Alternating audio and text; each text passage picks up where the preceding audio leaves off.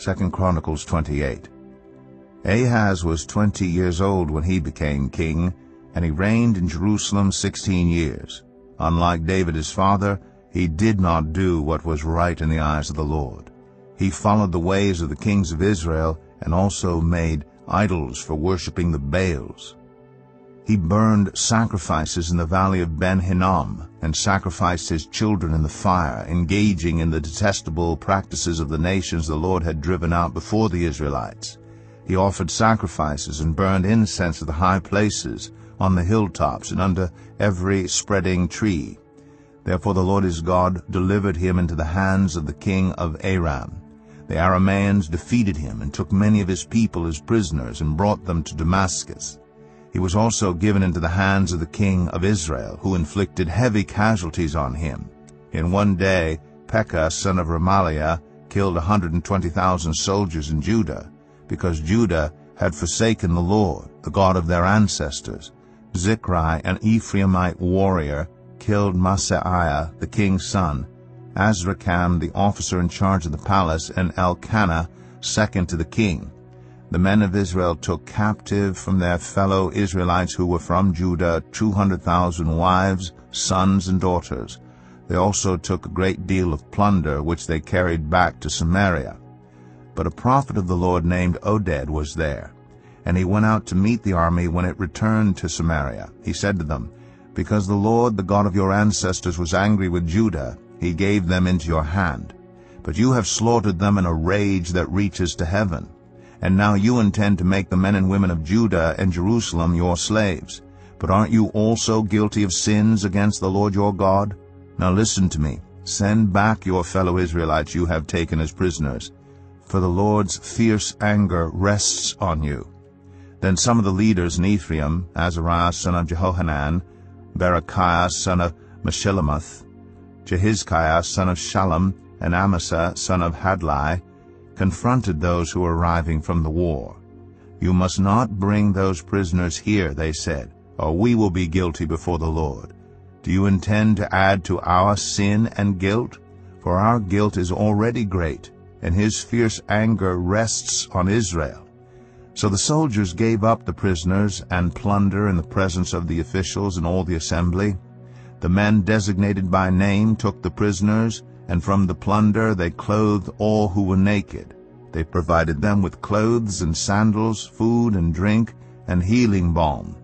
All those who were weak they put on donkeys. So they took them back to their fellow Israelites at Jericho, the city of palms, and returned to Samaria. At that time King Ahaz sent to the kings of Assyria for help. The Edomites had again come and attacked Judah and carried away prisoners, while the Philistines had raided towns in the foothills and in the Negev of Judah. They captured and occupied Beth-Shemesh, Ajalon, and Gederoth, as well as Socoh, Timnah, and Gimzo, with their surrounding villages. The Lord had humbled Judah because of Ahaz king of Israel, for he had promoted wickedness in Judah and had been most unfaithful to the Lord. Tiglath-Pileser king of Assyria came to him, but he gave him trouble instead of help. Ahaz took some of the things from the temple of the Lord, and from the royal palace, and from the officials, and presented them to the king of Assyria, but that did not help him. In his time of trouble, King Ahaz became even more unfaithful to the Lord.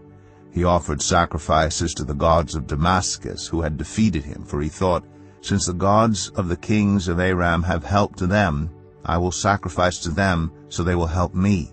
But they were his downfall, and the downfall of all Israel. Ahaz gathered together the furnishings from the temple of God and cut them in pieces.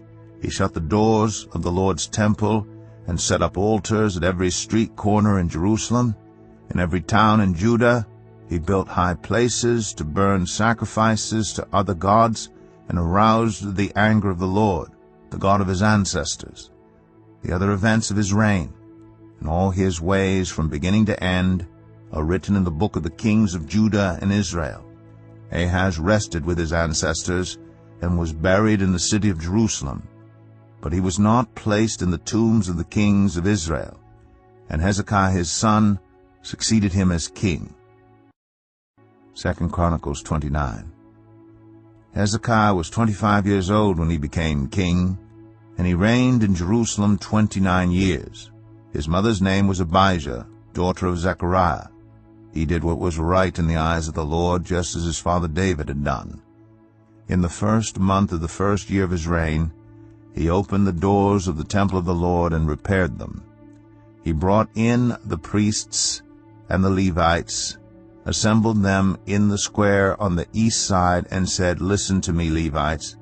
Consecrate yourselves now, and consecrate the temple of the Lord, the God of your ancestors. Remove all defilement from the sanctuary. Our parents were unfaithful. They did evil in the eyes of the Lord our God and forsook him. They turned their faces away from the Lord's dwelling place and turned their backs on him.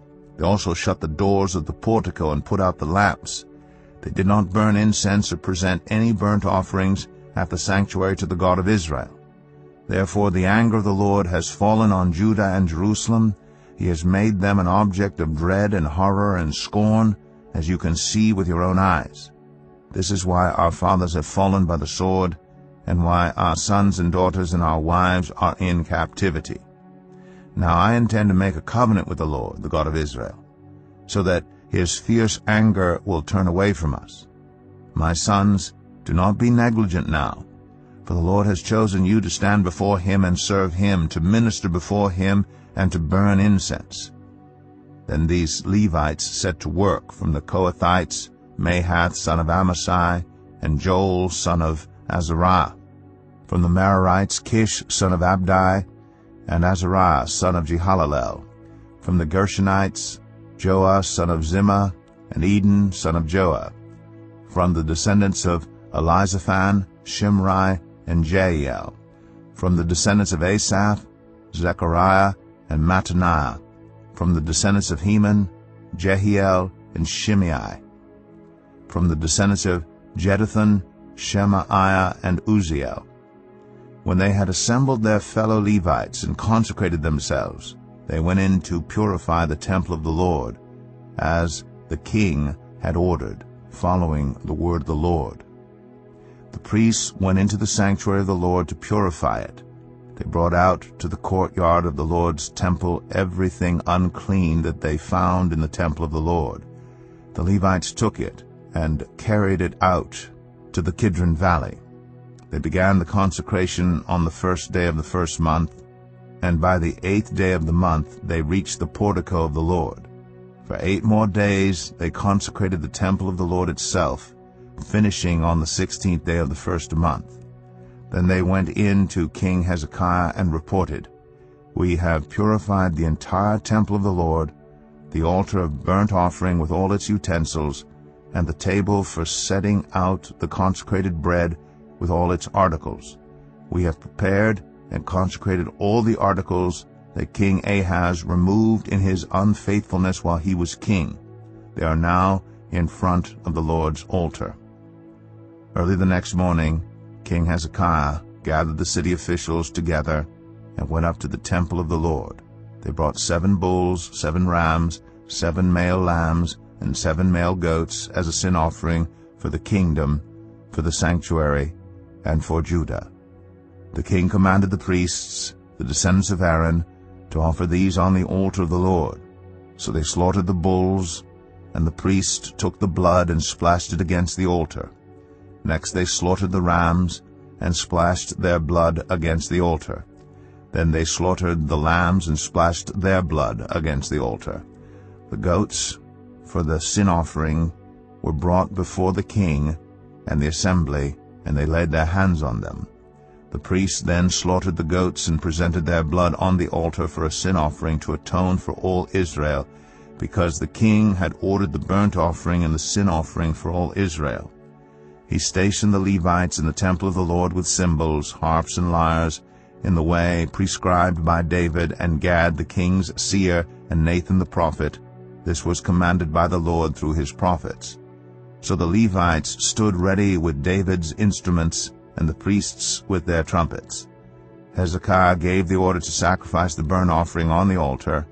As the offering began, singing to the Lord began also, accompanied by trumpets, and the instruments of David, king of Israel. The whole assembly bowed in worship, while the musicians played and the trumpets sounded. All this continued until the sacrifice of the burnt offering was completed. When the offerings were finished, the king and everyone present with him knelt down and worshipped. King Hezekiah and his officials ordered the Levites to praise the Lord with the words of David and of Asaph the seer. So they sang praises with gladness and bowed down and worshipped. Then Hezekiah said, "You have now dedicated yourselves to the Lord. Come and bring sacrifices and thank offerings to the temple of the Lord." So the assembly brought sacrifices and thank offerings, and all whose hearts were willing brought burnt offerings. The number of burnt offerings the assembly brought was 70 bulls, 100 rams, and 200 male lambs, all of them for burnt offerings to the Lord. The animals consecrated as sacrifices amounted to 600 bulls and 3,000 sheep and goats. The priests, however, were too few to skin all the burnt offerings, so their relatives, the Levites, helped them until the task was finished and until other priests had been consecrated, for the Levites had been more conscientious in consecrating themselves than the priests had been. There were burnt offerings in abundance, together with the fat of the fellowship offerings and the drink offerings that accompanied the burnt offerings. So the service of the temple of the Lord was re-established. Hezekiah and all the people rejoiced at what God had brought about for his people, because it was done so quickly. 2 Chronicles 30. Hezekiah sent word to all Israel and Judah, and also wrote letters to Ephraim and Manasseh, inviting them to come to the temple of the Lord in Jerusalem and celebrate the Passover to the Lord, the God of Israel. The king and his officials and the whole assembly in Jerusalem decided to celebrate the Passover in the 2nd month. They had not been able to celebrate it at the regular time because not enough priests had consecrated themselves and the people had not assembled in Jerusalem. The plan seemed right both to the king and to the whole assembly. They decided to send a proclamation throughout Israel from Beersheba to Dan, calling the people to come to Jerusalem and celebrate the Passover to the Lord, the God of Israel. It had not been celebrated in large numbers according to what was written. At the king's command, couriers went throughout Israel and Judah with letters from the king and from his officials, which read, "People of Israel, return to the Lord, the God of Abraham, Isaac, and Israel, that he may return to you who are left, who have escaped from the hand of the kings of Assyria. Do not be like your parents and your fellow Israelites who were unfaithful to the Lord, the God of their ancestors, so that he made them an object of horror, as you see. Do not be stiff-necked as your ancestors were. Submit to the Lord. Come to his sanctuary, which he has consecrated forever. Serve the Lord your God, so that his fierce anger will turn away from you. If you return to the Lord, then your fellow Israelites and your children will be shown compassion by their captors and will return to this land. For the Lord your God is gracious and compassionate. He will not turn his face from you if you return to him."